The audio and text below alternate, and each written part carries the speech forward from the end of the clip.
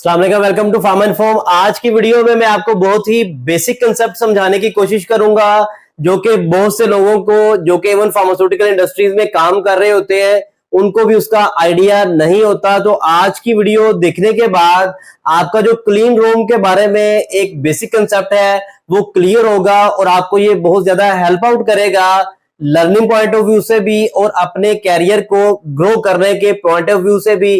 तो चैनल पे नए हैं तो चैनल को सब्सक्राइब कर लें, वीडियो को लाइक करें, आगे शेयर करें। आज की वीडियो में हम ये सीखेंगे कि जो टैबलेट मैन्युफैक्चरिंग एरिया होता है, सपोज अगर हम मिसाल लें ग्रेनुलेशन की, तो हमारे प्राइमरी मैन्युफैक्चरिंग एरिया के अंदर नेगेटिव प्रेशर क्यों होता है, या सादा अल्फाज में हमारे प्राइमरी मैन्युफैक्चरिंग एरिया में प्रेशर कम क्यों होगा, और उसके साथ जो हमारा एडजेसेंट एयर लॉक होगा या बफर एरिया होगा उसके अंदर प्रेशर पॉजिटिव क्यों होगा या ज्यादा क्यों होगा।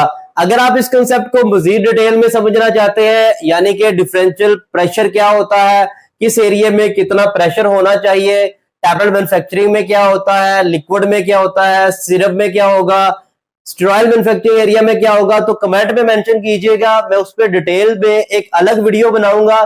यहां पे हमने सिंपल ये समझना है कि टैबलेट मैन्युफैक्चरिंग एरिया जो होता है उसमें एरिया के अंदर मेन प्राइमरी मैन्युफैक्चरिंग एरिया में हम नेगेटिव प्रेशर को क्यों मेंटेन रखते हैं। तो स्टार्ट करते हैं अपनी वीडियो को। आप यहाँ पे एक रफ डायग्राम देख सकते हैं। सपोज ये हमारे पास एक प्राइमरी मैन्युफैक्चरिंग एरिया है जहां पे हम ग्रेन्यूल्स को बना रहे हैं या ग्रेन्यूल्स की मैन्युफैक्चरिंग हो रही है। तो ये हमारा प्राइमरी मैन्युफैक्चरिंग एरिया है, ये हमारा है एयर लॉक। मीन हमने जब प्राइमरी मैन्युफैक्चरिंग एरिया में जाना है तो उससे पहले हमारे पास एक एयर लॉक है, और ये जो है हमारे पास रूटीन में हमारा जो कॉरिडोर है ये हमारा कॉरिडोर है। तो हम यहाँ पे जनरल कंसेप्ट को समझेंगे कि हमारे प्राइमरी मैन्युफैक्चरिंग एरिया के अंदर मीन यहाँ पे हमने नेगेटिव प्रेशर को क्यों मेंटेन करना होता है, और यहाँ पे हम अपने प्रेशर को पॉजिटिव क्यों मेंटेन करते हैं, या यहाँ पे प्रेशर कम क्यों होता है और यहाँ पे प्रेशर ज्यादा क्यों होता है। आपके सामने ये जो डायग्राम बनी है यहाँ पे हम मेंटेन कर रहे हैं बबल एयर लॉक को। अगर आपको नहीं पता बबल एयर लॉक क्या होता है कमेंट में मेंशन कीजिएगा, मैं उस पर अलग से एक वीडियो रिकॉर्ड करूंगा। सबसे पहले हम देखते हैं कि यहाँ पे नेगेटिव प्रेशर क्यों क्रिएट किया जाता है। तो यहाँ पे हम नेगेटिव प्रेशर या कम प्रेशर इसलिए क्रिएट करते हैं कि जब हम ये डोर ओपन करके इस एरिया के अंदर एंटर हो तो यहाँ पे ड्यूरिंग ग्रेनुलेशन डस्ट की जनरेशन होती है। तो अगर हमारे पास यहाँ पे नेगेटिव प्रेशर होगा तो हमारी ये जो डस्ट है ये रूम के अंदर ही रिटेन रहेगी। मीन अगर हम यहां से इधर एंटर होंगे तो सपोज हम ये सपोज करते हैं कि हमारा यहाँ पे प्रेशर हाई है, यहाँ पे प्रेशर जो है वो कम है, तो एयर मूव करती है हायर साइड से लोअर साइड की तरफ। तो अगर हम यहाँ पे पॉजिटिव प्रेशर मेंटेन करते हैं और यहाँ पे नेगेटिव प्रेशर मेंटेन करते हैं तो जब ये डोर ओपन करके अंदर जाएंगे तो अंदर से एयर जो है वो यहाँ पे आएगी, एयर के साथ जो पाउडर्स होंगे वो भी हमारे अंदर से बाहर आएंगे एयर लॉक में।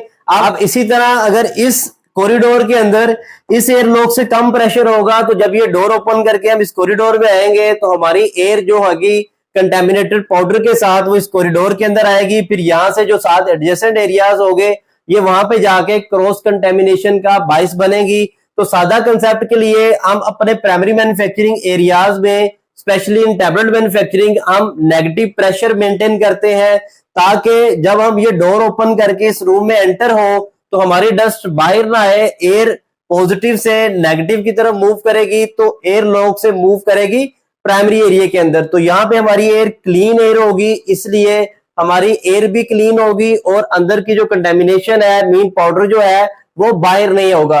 तो जनरल कंसेप्ट के लिए हम अपनी मूवमेंट को समझते हैं कॉरिडोर से लेके ग्रेनुलेशन एरिया तक। सपोज हमारे पास एक फार्मासिस्ट है जो कि जाना जा रहा है हमारे कॉरिडोर से ग्रेनुलेशन एरिया के अंदर, तो हमने यहाँ पे बबल एयर लॉक को मेंटेन किया। अगर आपको बबल एयर लॉक का नहीं पता कमेंट में मेंशन कीजिएगा, मैं अलग से वीडियो रिकॉर्ड करूंगा। तो हमारा यहाँ पे नेगेटिव प्रेशर है, यहाँ पे पॉजिटिव है, यहाँ पे फिर हमारे पास जो है वो नेगेटिव प्रेशर है। मीन यहाँ पे हमारे पास 15 पास्कल प्रेशर है, यहाँ पे हमारे पास 20 पास्कल है, यहाँ पे हमारे पास फिर 15 पास्कल है।